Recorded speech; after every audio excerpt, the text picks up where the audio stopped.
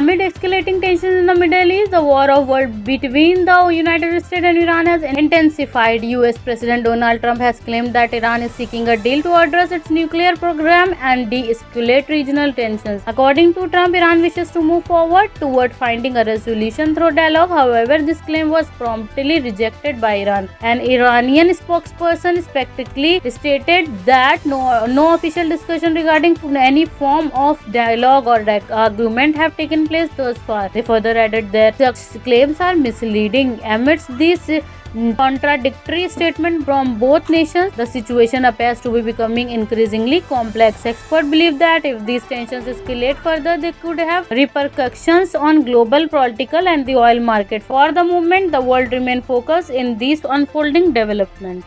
I've directed the Department of War to temporarily postpone planned strikes against major energy and electricity targets in Iran. My whole life has been a negotiation, but with Iran we've been negotiating for a long time, and this time they mean business. Now Iran has one more opportunity to end its threats to America and our allies, and we hope they take it. As I announced earlier, based on preliminary conversations between the United States and Iran over the past 2 days, I've directed the Department of War to temporarily postpone planned strikes against major energy and electricity targets in Iran. They have very, very big new, actually, and very expensive, billions of dollars it costs to build them. One missile, one of our powerful ones, and it comes down to the ground like it was made out of dust. But to determine whether a broader agreement can be reached, we've had very good discussions, very, very good discussions. And you have to understand, I know my whole life has been a negotiation, but with Iran we've been negotiating for a long time, and this time they mean business.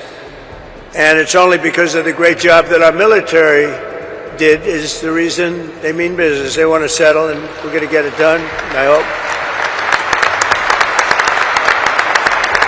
So hopefully this will be possible, but no matter what, we'll ensure that Iran never obtains a nuclear weapon. They can't have a nuclear weapon. They would have had one if we allowed the Obama deal to stand. That was the Iran nuclear deal, they called it. They would have had one. Marcia 3. Well, I'll tell you what, Martha, we would have nuclear weapons up there when, would you say, 2 years ago, 3 years ago, or 4 years ago? We would have been in a position that nobody wants to be in. We won't allow ourselves to be in that position.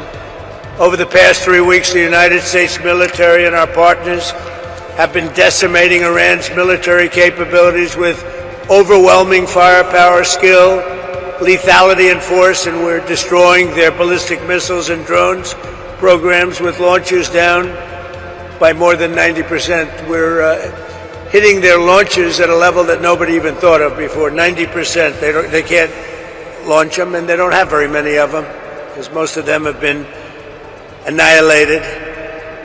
But we've annihilated their defense industrial base, eliminating their navy. We had 158 ships are down. I said to my people, why didn't you capture the ship?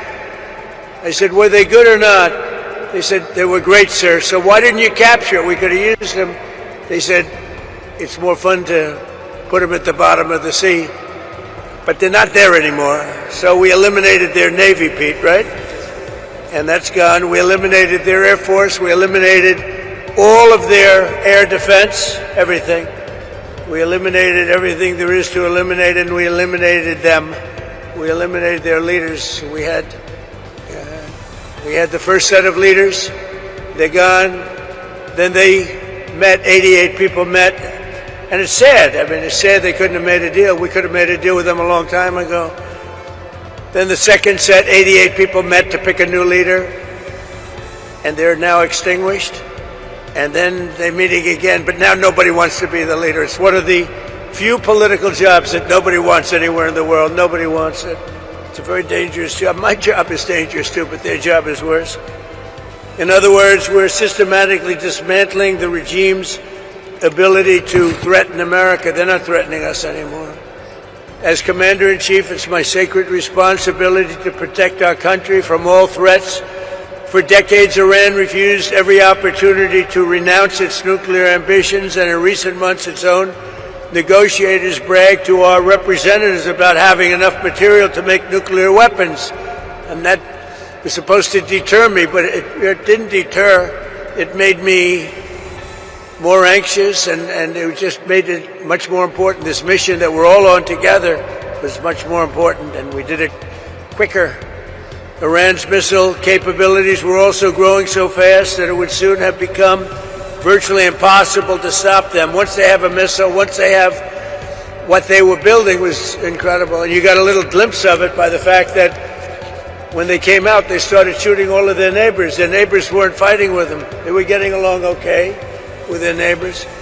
And I was surprised. Everybody was surprised. And it actually worked in reverse because their neighbors then turned against them. Now Iran has one more opportunity to end its threats to America and our allies, and we hope they take it. Either way, America and the entire world will soon